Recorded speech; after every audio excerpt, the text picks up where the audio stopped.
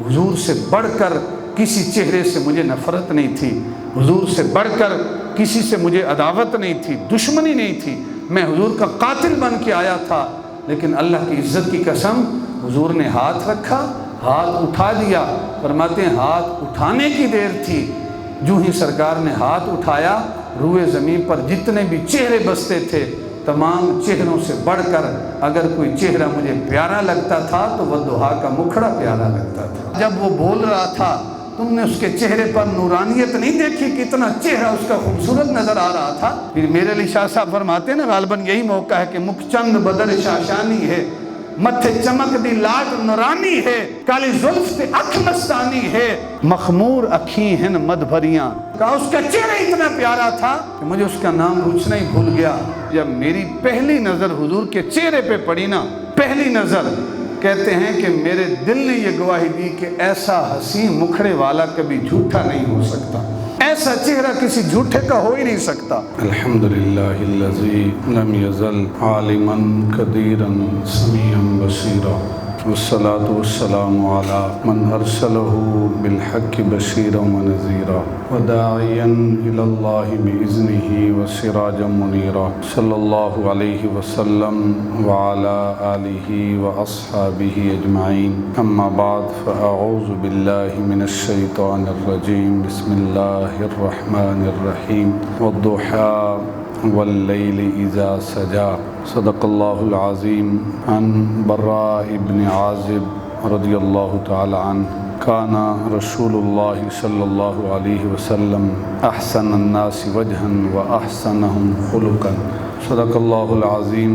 قال اللہ تبارک و تعالی فی القرآن المجید والفرقان الحمید، فی شان حبیبہ محبرا وعامرا، ان اللہ وملائکتہ یصلون علی النبی، یا ایہا الذین آمنوا صلوا علیہ وسلموا تسلیما، الصلاۃ والسلام علیک یا سیدی یا رسول اللہ، وعلی آلک واصحابک یا حبیب اللہ، اللہم صل وسلم علی رسولک الکریم وآلہ الطاہرین، رب اغفر وارحم وانت خیر الراحمین۔ خالق کائنات نے اپنے محبوب کو، اپنے حبیب کو بے شمار خوبیوں سے نواز کر بھیجا ہے۔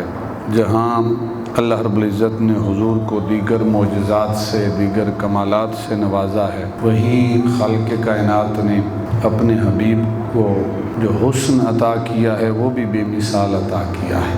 اللہ کے نبی کے حسن کے حوالے سے چند باتیں انشاءاللہ میں آپ احباب کے گوش گزار کروں گا۔ خالق کائنات ہمیں حضور نبی اکرم صلی اللہ علیہ وسلم کا مبارک حسن سننے کے بعد حضور سے صحیح معنوں میں محبت اور عشق کرنے کی خالق کائنات توفیق عطا فرمائے۔ حضور کی ذات کی خاطر خالق کائنات ہمیں قربانی دینے کا جذبہ عطا فرمائے۔ حضور کے صحابہ جب حضور کا دیدار کرتے تھے، حضور کے چہرے کی زیارت کرتے تھے، تو ہر صحابی کا اپنا انداز ہے بیان کرنے کا۔ کوئی صحابی کہتے ہیں کہ امام ترمذی اس حدیث کو روایت کرنے والے ہیں کہ حضرت جابر بن سامورہ رضی اللہ تعالیٰ عنہ روایت کرتے ہیں کہ ایک رات میں حبیب خدا کی زیارت کرنے کے لیے اللہ کے نبی کی بارگاہ میں حاضر ہوا۔ فرماتے ہیں کہ چاندنی رات تھی، چاند پوری آب و تاب کے ساتھ چمک رہا تھا، 14ویں رات کا چاند تھا، اور 14ویں رات کا چاند اپنی آب و تاب کے ساتھ چمکتا ہے۔ کہتے ہیں کہ ایک طرف 14ویں رات کا چاند چمک رہا تھا اور ایک طرف اللہ کے حبیب سرخ پوشاک، سرخ چادر لیے آرام کر رہے تھے۔ حضور کا چہرہ انور جو ہے وہ بھی چمک رہا تھا۔ میں کبھی آسمان کے چاند کو دیکھتا، کبھی آمنہ کے لال کے چاند کو دیکھتا، اور میں سوچنے لگا کہ موازنہ تو کروں کہ کون سا چاند خوبصورت ہے، وہ جو آسمان میں چمک رہا ہے یا یہ جو زمین پہ چمک رہا ہے۔ کہتے ہیں کہ بالآخر میں اس نتیجے پر پہنچا کہ 14ویں رات کے چاند سے زیادہ دل ربا اگر کوئی حسین چہرہ ہے تو وہ اللہ کے حبیب کا چہرہ ہے۔ حضور کا چہرہ 14ویں رات کے چاند سے زیادہ حسین ہے، اس لیے کہ چاند کے اوپر تو داغ ہے لیکن حضور کے چہرے پر کوئی داغ نہیں ہے۔ اس لیے سنن دارمی کے اندر امام بہقی اس روایت کو نقل کرتے ہیں، کہ حضرت عمار ابن یاسر رضی اللہ تعالیٰ عنہ سے روایت کرتے ہیں، انہوں نے ربیہ بنت معوذ رضی اللہ تعالیٰ عنہ سے عرض کی کہ صفی لنا رسول اللہ صلی اللہ علیہ وسلم، کہ ہمیں حضور کے حلیے سے آگاہ کرے کہ حضور کا مبارک حلیہ کیسا تھا، حضور کیسے نظر آتے تھے۔ جنہوں نے حضور کا دیدار کیا ہے ان کا انداز کیا ہے، حلیہ مبارک کس انداز میں بیان کرتے ہیں، کہتے ہیں لو رأیتہ، اگر تو حضور کو دیکھتا، لَقُلْتَ الشَّمْسُ طَالِعَةٌ، تو یوں کہنے پر مجبور ہو جاتا کہ گویا چہرہ اقدس سے سورج طلوع ہو رہا ہے۔ جیسے سورج طلوع ہوتا ہے تو اس کی کرنیں زمین پہ آتی ہیں تو ساری زمین روشن ہو جاتی ہے، اگر تو حضور کے چہرے کو دیکھتا تو تجھے ایسے محسوس ہوتا جیسے حضور کے چہرے سے سورج طلوع ہو رہا ہے۔ تو یہ ہیں حضور کے صحابہ جنہوں نے حضور نبی اکرم صلی اللہ علیہ وسلم کا مبارک حلیہ بیان کیا ہے۔ حضور نبی اکرم صلی اللہ علیہ وسلم کا وہ دعا کا مکھڑا، وہ حضور کا حسن مبارک انہوں نے بیان کیا ہے۔ یہ تو وہ ہیں جنہوں نے حضور کو دیکھا ہے اور حضور کا کلمہ پڑھا ہے۔ عبداللہ بن سلام یہ وہ شخص ہے جو یہودیوں کا عالم تھا۔ اللہ کے محبوب جب ہجرت کر کے شہر مدینہ پہنچے تو لوگ حضور کی زیارت کے لیے حاضر ہو رہے تھے۔ عبداللہ بن سلام یہ یہودی تھا، اس نے کہا چلو جا کر دیکھے تو صحیح کہ مسلمانوں کا نبی دکھتا کیسے ہے، نظر کیسے آتا ہے۔ کہتے ہیں میرے دل میں کوئی ارادہ نہیں تھا کہ میں نے حضور کا کلمہ پڑھنا ہے اور کلمہ پڑھ کے میں نے دائرہ اسلام میں داخل ہونا ہے۔ کہتے ہیں میں یہودی ہوں، یہودیوں کا عالم ہوں، لیکن عبداللہ بن سلام کہتا ہے کہ جب میں حضور کی مجلس میں گیا، حضور کے صحابہ حضور کا دیدار کر رہے تھے، تو ان دیدار کرنے والوں میں جب میری پہلی نظر حضور کے چہرے پہ پڑی نا، پہلی نظر، کہتے ہیں کہ میرے دل نے یہ گواہی دی کہ ایسا حسین مکھڑے والا کبھی جھوٹا نہیں ہو سکتا، ایسا چہرہ کسی جھوٹے کا ہو ہی نہیں سکتا، یہ چہرہ اللہ کے سچے نبی کا ہے۔ اور پھر عبداللہ بن سلام کلمہ پڑھ کے دائرہ اسلام میں داخل ہو جاتے ہیں۔ حضور نبی اکرم صلی اللہ علیہ وسلم کا وہ حسن ہے کہ اس جیسا حسین خالق کائنات نے اور کائنات میں بنایا ہی نہیں ہے۔ میں روایات میں پڑھ رہا تھا کہ خالق کائنات نے اپنے حبیب کو تخلیق کیا ہے تو تخلیق کرنے کے بعد کتنے پردوں میں حضور کے حسن کو چھپا کے رکھا ہے۔ اگر وہ پردے نہ ہوتے تو کوئی حضور کا دیدار ہی نہ کر سکتا، کوئی حضور کے قریب ہی نہ آ سکتا۔ اس لیے اللہ رب العزت نے اپنے حبیب کے چہرے کو اس کے اوپر پردے ڈال رکھے تھے، اس لیے صحابہ جو ہے حضور کا دیدار کرتے تھے کہ پردے تھے درمیان میں۔ اور اگر کوئی یہ کہے کہ کوئی حضور کی حقیقت کو جانتا ہے، اللہ کے نبی کا فرمان ہے، جناب صدیق اکبر کے لیے سرکار نے ارشاد فرمایا کہ اے ابو بکر لم یعرفنی حقیقتا غیر ربی یا ابا بکر، اے ابو بکر تو جلوت و خلوت میں میرے ساتھ رہتا ہے، یہ نہ سمجھنا کہ تو میری حقیقت کو سمجھ گیا ہے۔ فرمایا میری حقیقت کو میرے خالق کے سوا کوئی بھی نہیں جانتا، کہ میری حقیقت کیا ہے جو اللہ رب العزت نے مجھے شان عطا کی ہے، وہ سوائے خالق کائنات کے اور کوئی جانتا ہی نہیں ہے۔ تو یہ تو وہ لوگ ہیں جو ہر لمحے حضور کی کچہری میں رہنے والے ہیں، جن کے شب و روز حضور کی مجلس میں گزرتے ہیں۔ کچھ وہ لوگ ہیں کہ جنہوں نے حضور کا کلمہ نہیں پڑھا، کسی اور ارادے سے آئے ہیں، جس طرح عبداللہ بن سلام ہے کہ جنہوں نے کلمہ نہیں پڑھا لیکن پہلی نظر حضور کے چہرے پہ پڑی، ان کی نظر نے اور ان کے دل نے یہ گواہی دی کہ ایسا چہرہ کسی جھوٹے کا نہیں ہو سکتا، یہ اللہ کا سچا نبی ہے۔ ایک شخص ہے جس کا نام فضالہ ہے، فضالہ بن عمیر، اس کا ارادہ غلط ہے، اور ارادہ کیا ہے؟ نعوذ باللہ، اللہ کے حبیب کو قتل کرنے کا، شہید کرنے کا ارادہ ہے۔ اس ارادے کے ساتھ یہ اپنے پاس ہتھیار چھپا کے گھر سے نکلیں اور آ کہاں رہے ہیں؟ صحن حرم میں، کہ اللہ کے نبی صحن حرم میں طواف کر رہے ہیں، میں بھی پیچھے طواف کرتا ہوں، جو ہی حضور کے قریب پہنچوں گا تو جو اپنا ارادہ ہے اس ارادے کو عملی جامہ پہناؤں گا اور نعوذ باللہ حضور کو شہید کر دوں گا۔ اللہ کے نبی آگے طواف کر رہے ہیں، فضالہ پیچھے پیچھے طواف کرنا شروع کر دیتے ہیں، آہستہ آہستہ نا تیز چلنا شروع کر دیتے ہیں، کہ چونکہ حضور آگے دیکھ رہے ہیں، جب کوئی طواف کر رہا ہے ظاہر ہے وہ آگے دیکھ رہا ہے اور پیچھے آنے والے کا علم نہیں ہوتا، تو فضالہ نے آہستہ آہستہ تیز رفتار سے چلنا شروع کر دیا۔ اور روایت کے الفاظ ہیں فلما دنا من، جب بالکل حضور کے قریب پہنچا نا فضالہ اور کہا کہ اب تو جو میرا ارادہ ہے اس کو عملی جامہ پہناتا ہوں، ہتھیار کی طرف ہاتھ بڑھایا کہ اب اپنا کام کرتا ہوں جس ارادے سے آیا ہوں۔ اللہ کے نبی نے پیچھے مڑ کے دیکھا نہیں ہے کہ آنے والا کون ہے، اس کا نام کیا ہے، کس علاقے سے ہے۔ آگے چلتے چلتے اللہ کے نبی نے سوال کیا، اور سوال کیا کیا؟ پوچھا افضالہ تو، اے میرے پیچھے آنے والے کیا تم فضالہ ہو؟ تو فضالہ نے جواب دیا نعم، ہاں میں فضالہ ہوں۔ تو اللہ کے نبی نے دوسرا سوال کیا، ماذا کنت تحدث به نفسک، اے فضالہ یہ تو بتا اپنے دل میں کیا ارادہ لے کے آیا ہے۔ پہلا سوال یہ تھا افضالہ، تو کیا تم فضالہ ہو؟ تو فضالہ نے جواب دیا نعم، ہاں میں فضالہ ہوں۔ تو دوسرا سوال جو دل میں ارادہ تھا اس کے متعلق، ماذا کنت تحدث به نفسک، اے فضالہ یہ تو بتا اپنے دل میں کیا ارادہ لے کے آیا ہے؟ تو فضالہ نے جواب دیا لا شیء یا رسول اللہ، اے اللہ کے نبی میرے دل میں کوئی ارادہ نہیں ہے۔ حالانکہ ارادہ تو غلط تھا، اور غلط ارادہ کیا تھا؟ نعوذ باللہ حضور کو قتل کرنے کا ارادہ تھا۔ تو جب یہ کہا لا شیء فضحک النبی صلی اللہ علیہ وسلم، تو اللہ کے نبی مسکرانے لگے۔ سرکار نے تبسم فرمایا، مسکرائے کہ دل میں فضالہ کے کچھ اور ہے اور زبان پہ کچھ اور ہے، اور یہ بارگاہ ہے اللہ کے حبیب کی، اللہ کے نبی کی، جہاں زبان اور دل کا رشتہ ایک ہونا چاہیے۔ فضالہ اللہ کے نبی کی بارگاہ میں جھوٹ بول رہا ہے۔ اس کے بعد ایک لمحے کے لیے سوچیں، کوئی ہمارا قاتل ہو، ہمارا دشمن ہو، ہمارے اتنے قریب آ جائے، ہمیں پتہ چل جائے کہ یہ مجھے قتل کرنا چاہتا ہے، تو ہمارا رد عمل کیا ہوگا؟ اور اللہ کے نبی کا رد عمل کیا تھا؟ سرکار نے فضالہ کو اپنے قریب کیا اور کہا اے فضالہ بڑا عرصہ ہو گیا ہے ہم سے دور رہتے ہوئے، ذرا میرے قریب آنا۔ فضالہ کو اپنے قریب کیا، اور قریب کر کے کیا کیا؟ ثم وضع یدہ علی صدری، فضالہ کہتے ہیں اللہ کے نبی نے اپنا ید اللہ والا ہاتھ اٹھایا اور ہاتھ اٹھا کر میرے سینے پہ رکھ دیا۔ میرا ارادہ کیا تھا؟ اللہ کے نبی کا عمل کیا ہے کہ میرے قریب کیا اور قریب کر کے اپنا ید اللہ والا ہاتھ اٹھایا اور ہاتھ اٹھا کے میرے سینے پہ رکھ دیا۔ فضالہ کہتے ہیں جو ہی اللہ کے حبیب نے اپنا ہاتھ اٹھا کے میرے سینے پہ رکھا، میں نے محسوس کیا کہ میرے سارے بوجھ اور غم ہلکے ہو گئے۔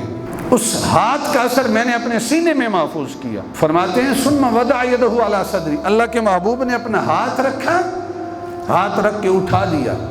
بھائی اتنی دیر ہے، ہاتھ رکھا اٹھا دیا، اور فرماتے ہیں واللہ ما رفع یدہ عن صدری حتی ما خلق اللہ شیئا احب الی من، فرماتے ہیں لوگوں اللہ کی عزت کی قسم ہے، سرکار نے ہاتھ رکھا اٹھا دیا، ہاتھ اٹھانے کی دیر تھی۔ فرماتے ہیں اللہ کی عزت کی قسم حضور کے ہاتھ رکھنے سے پہلے میں قتل کا ارادہ لے کے آیا تھا۔ حضور سے بڑھ کر کسی چہرے سے مجھے نفرت نہیں تھی، حضور سے بڑھ کر کسی سے مجھے عداوت نہیں تھی، دشمنی نہیں تھی، میں حضور کا قاتل بن کے آیا تھا، لیکن اللہ کی عزت کی قسم حضور نے ہاتھ رکھا، ہاتھ اٹھا دیا۔ فرماتے ہیں ہاتھ اٹھانے کی دیر تھی، جو ہی سرکار نے ہاتھ اٹھایا، روئے زمین پر جتنے بھی چہرے بستے تھے، تمام چہروں سے بڑھ کر اگر کوئی چہرہ مجھے پیارا لگتا تھا تو والضحیٰ کا مکھڑا پیارا لگتا تھا۔ میرے دل کی دنیا بدل گئی، حبیب خدا نے ہاتھ رکھا، اندر کی دنیا بدل گئی، پھر حضور سے بڑھ کر کوئی چہرہ مجھے پیارا لگتا ہی نہیں تھا۔ بس اتنی تبدیلی آئی۔ اللہ کے حبیب نے کلمہ پڑھایا، میں نے کلمہ پڑھا اور کلمہ پڑھ کے واپس چل پڑا۔ جب واپس نکلا تو فضالہ کہتے ہیں کہ رستے میں ایک عورت تھی، اس عورت کے ساتھ میرے کچھ ناجائز تعلقات تھے۔ ساری رات بیٹھ کے باتیں ہوتی تھیں، اس کی باتیں ختم نہیں ہوتی تھیں، میری باتیں ختم نہیں ہوتی تھیں، صبح ہو جاتی تھی، ہمیں رات کے گزرنے کا احساس نہیں ہوتا تھا۔ جو ہی فضالہ اس عورت کے گھر کے پاس پہنچے نا، وہ عورت پہلے ہی دروازہ کھول کے دروازے پہ کھڑی تھی کہ میرا محبوب آ رہا ہے، میرا عاشق آ رہا ہے، مجھ پہ مر مٹنے والا آ رہا ہے۔ لیکن پہلے فضالہ آتا تھا تو فضالہ کی نگاہیں اٹھی ہوئی ہوتی تھیں کہ کب مجھے میری محبوبہ نظر آ جائے۔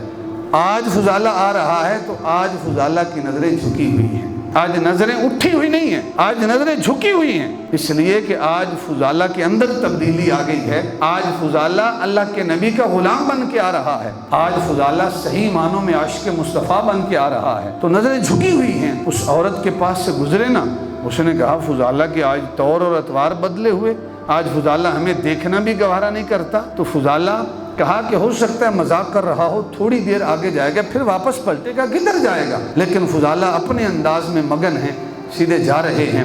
جب کافی دیر گزر گئے نا، اس عورت کو احساس ہوا کہ فضالہ واپس نہیں پلٹے گا، جب آگے گزرے تو اس عورت نے آواز دی، فمررت بامرأۃ كنت اتحدث الیہا، اس نے پکارا اور پکار کے بلایا۔ فضالہ واپس پلٹے، نظریں جھکی ہیں اس عورت کی طرف، آنکھ اٹھا کے دیکھا نہیں ہے۔ اس نے کہا ہے فضالہ کیا بات ہے، نہ ہمارے درمیان کوئی ناراضگی، نہ کوئی ناچاکی، آج ہمیں دیکھتا بھی نہیں ہے، میں بھی وہی، میرا حسن بھی وہی، لب و رخسار بھی وہی، میری زلفیں بھی وہی، قد و قامت بھی وہی۔ اے فضالہ تو میرے حسن کے تذکرے کرتے ہوئے تھکتا نہیں تھا، آج مجھے دیکھنا بھی گوارا نہیں ہے، اے فضالہ کیا بات ہے؟ تو فضالہ نے زبان حال سے جواب دیا کہ اب میری نگاہوں میں جچتا نہیں کوئی، جیسے ہے میری سرکار ویسا نہیں کوئی۔ کہا آج تک تیرے حسن پہ مرتا تھا، اس لیے کہ آج تک میں نے تجھے ہی دیکھا تھا، آج میں والضحیٰ کے مکھڑے والے کو دیکھ کے آ رہا ہوں۔ تیرا حسن ایسا ہے کہ تجھے پسینہ آئے تو تیرے پسینے سے بدبو آتی ہے، جس سونے کو دیکھ کے آ رہا ہوں وہ اتنا حسین ہے کہ اسے پسینہ آئے تو پسینے سے بھی خوشبوؤں کے حلے آتے ہیں۔ تیرا حسن ایسا ہے کہ چند دنوں کی جوانی ہے، جوانی ڈھل جائے گی تو حسن بھی ڈھل جائے گا، جس سونے کو دیکھ کے آ رہا ہوں وہ اتنا حسین ہے کہ اس کے مکھڑے کی قسمیں خدا قرآن میں اٹھاتا ہے۔ تیرا حسن ایسا ہے کہ تو چند دنوں غسل نہ کرے تو تیرے جسم سے بدبو آتی ہے، جس سونے کو دیکھ کے آ رہا ہوں وہ اتنا حسین ہے، اتنا حسین ہے کہ اس کا پسینہ کسی گھر میں چلا جائے تو وہ گھر خوشبوؤں والا گھر بن جاتا ہے۔ جس سونے کو دیکھ کے آ رہا ہوں وہ اتنا حسین ہے کہ اس کی قسمیں خدا نے قرآن میں اٹھائی ہیں کہ آج تک میں نے تجھے ہی دیکھا تھا، آج اس سونے کو دیکھ کے آ رہا ہوں کہ جس سے بڑھ کر سونا کوئی کائنات کے اندر ہے ہی کوئی نہیں۔ یہ تو وہ فضالہ ہے جو قتل کے ارادے سے آیا تھا۔ حضور ضیاء الامت رحمۃ اللہ تعالی علیہ آپ روایت نقل کرتے ہیں امام بہقی رحمۃ اللہ تعالی علیہ آپ کے حوالے سے، کیا فرماتے ہیں کہ ایک پورا قافلہ تھا کہ جو شہر مدینہ کے باہر جنہوں نے پڑاؤ ڈالا ہوا تھا، خیمے لگائے ہوئے تھے، مسافر تھے، کہیں جانے کا ارادہ تھا، یہاں رات آ گئی تو کہا یہیں آرام کرتے ہیں، صبح پھر اپنا رخت سفر باندھیں گے۔ تو اس ارادے کے ساتھ انہوں نے وہاں پہ خیمے نصب کیے ہوئے تھے۔ تو اللہ کے محبوب کہیں چلتے چلتے شہر مدینہ سے باہر نکلے، ان کے خیموں کے پاس چلے گئے۔ ان کے ایک اونٹ تھا، سرخ اونٹ تھا، جو اللہ کے نبی کو بڑا پسند آیا۔ تو اللہ کے نبی ان کے پاس گئے، کہا یہ اونٹ بیچنا چاہتے ہو؟ انہوں نے کہا ہاں ہم نے اونٹ بیچنا ہے۔ کہا کتنے کا بیچو گے؟ تو انہوں نے کہا بھئی اتنے دام دے دو تو یہ اونٹ ہم آپ کو دے دیں گے۔ تو اللہ کے نبی نے ارشاد فرمایا ٹھیک ہے، میں اتنے دام آپ کو اس اونٹ کے دیتا ہوں، یہ اس کے بدلے میں اتنی کھجوریں دیتا ہوں، آپ یہ اونٹ مجھے دے دیں۔ تو باتیں کرتے رہے، حضور کے ساتھ گفت و شنید ہوتی رہی، تو معاملات طے ہو گئے۔ جتنے میں معاملات طے ہوئے تھے حضور نبی اکرم صلی اللہ علیہ وسلم نے ارشاد فرمایا ٹھیک ہے ہم آپ کو اس اونٹ کی قیمت بھجوا دیں گے، لہذا آپ اونٹ ہمیں دے دیں۔ تو حضور اکیلے تھے، سرکار نے وہ اونٹ لیا اور ان سے اونٹ لے کر واپس چل پڑے۔ جب اللہ کے نبی اس قافلے والوں کی نظروں سے اوجھل ہوئے نا، تو وہ ایک دوسرے کو کہنے لگے کہ تم جانتے ہو جو آنے والا تھا اس کا نام کیا ہے؟ اس نے کہا میں تو نہیں جانتا۔ دوسرے سے پوچھا بھائی تم جانتے ہو اس کا قبیلہ کیا ہے؟ اس نے کہا میں تو نہیں جانتا۔ تیسرے سے پوچھا بھائی تم جانتے ہو؟ اس نے کہا میں بھی نہیں جانتا۔ اس نے کہا اللہ کے بندو کیسے بندے ہو تم کہ تم نے پورا اونٹ دے دیا ہے اور آنے والے سے اس کا نام ہی نہیں پوچھا کہ اس کا نام کیا ہے، اس کا قبیلہ کیا ہے، اس کا خاندان کون سا ہے، وہ رہتا کہاں پہ ہے، تم نے اسے پوچھا ہی نہیں ہے۔ پہلے بندے سے کہا بھائی تم نے کیوں نہیں پوچھا؟ اس نے کہا کہ سیدھی سی بات ہے، روایات میں آتا ہے حضور کے صحابہ کہتے ہیں جب حضور گفتگو کرتے تھے نا تو حضور کے چہرے سے، حضور کے مبارک دانتوں سے ایسی روشنی نکلتی تھی کہ سامنے دیوار ہوتی تھی تو دیوار روشن ہو جاتی تھی، اور اگر پہاڑ ہوتا تھا تو پہاڑ روشن ہو جاتا تھا۔ ایک نے دوسرے ساتھی سے پوچھا اللہ کے بندے وہ آنے والا آیا اور ہمارا سرخ اونٹ لے کے چلا گیا، آپ نے اس سے کلام ہی نہیں کیا، اس کا نام ہی نہیں پوچھا، تم نے کیوں نہیں پوچھا؟ اس نے کہا کہ جب وہ بولتا تھا نا تو ایسے لگتا تھا کہ زبان سے پھول جھڑ رہے ہیں، میں اس کے بولنے کے انداز میں ہی مگن تھا، میں نام کیسے پوچھتا، وہ بولتا ہی ایسا تھا تو اس کے بولنے کا انداز ہی مجھے بڑا پیارا لگتا تھا۔ دوسرا آیا، اس سے پوچھا بھائی تو نے کیوں نہیں پوچھا؟ کہا کہ تم نے اس کی کنڈل والی پیاری زلفیں نہیں دیکھی کہ اس کی زلفیں کتنی خوبصورت تھی، وہ لہراتی تھی، جب وہ کلام کرتا تھا اس کی زلفیں اتنی خوبصورت تھی۔ تیسرے سے پوچھا بھئی تم جانتے اس کا نام کیا ہے؟ کہا میں تو نہیں جانتا۔ کہا پھر تم نے کیوں نہیں نام پوچھا؟ کہا جب وہ بول رہا تھا تم نے اس کے چہرے پر نورانیت نہیں دیکھی، کتنا چہرہ اس کا خوبصورت نظر آ رہا تھا۔ پھر میرے علی شاہ صاحب فرماتے ہیں نا، غالباً یہی موقع ہے کہ مکھ چند بدر شاشانی ہے، متھے چمک دی لاٹ نورانی ہے، کالی زلف تے اکھ مستانی ہے، مخمور اکھی ہن مد بھریاں، کالی زلف تے اکھ مستانی ہے، مخمور اکھی ہن مد بھریاں۔ کہا اس کا چہرہ اتنا پیارا تھا کہ مجھے اس کا نام پوچھنا ہی بھول گیا۔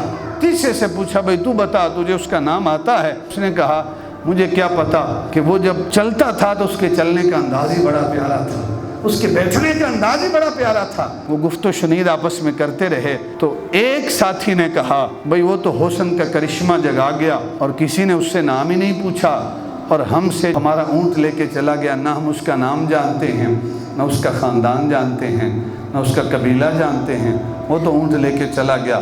اب نہ وہ شخص ملے گا، نہ اونٹ ملے گا، نہ اس کی قیمت ملے گی۔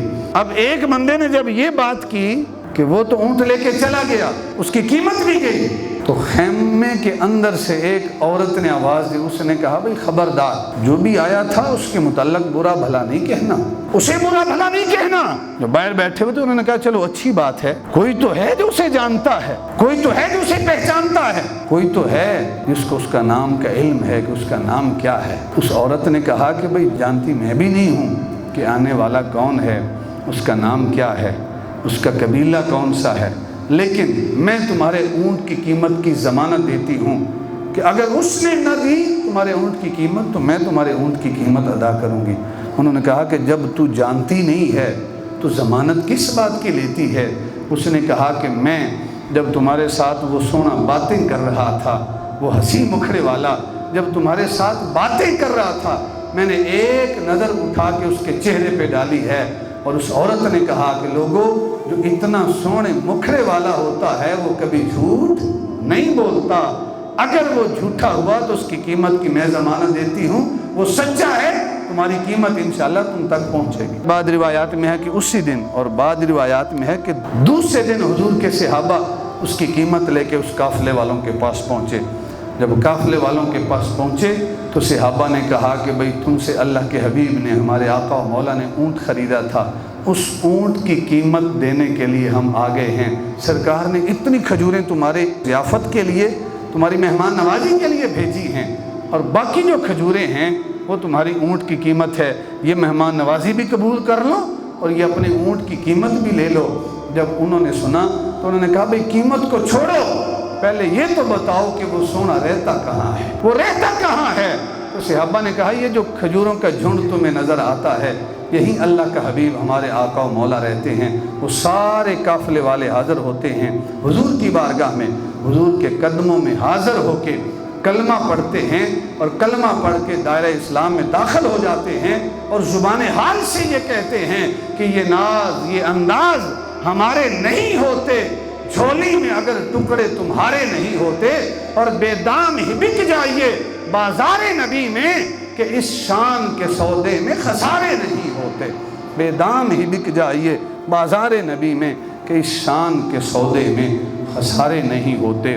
والضحیٰ واللیل اذا سجا، ایک اس کا معنی ہے والضحیٰ، قسم ہے چاشت کے وقت کی، واللیل اذا سجا، اور رات کی جب اس کی تاریکی خوب چھا جاتی ہے، اور عاشقوں نے اس کا یہ ترجمہ بھی کیا کہ والضحیٰ، کہ چاشت کا وقت اس لیے چاشت کہتے ہیں کہ اس وقت سورج خوب چمک رہا ہوتا ہے، اندھیرا چھٹ چکا ہوتا ہے، پوری کائنات سورج کی کرنوں سے روشن اور منور ہو جاتی ہے۔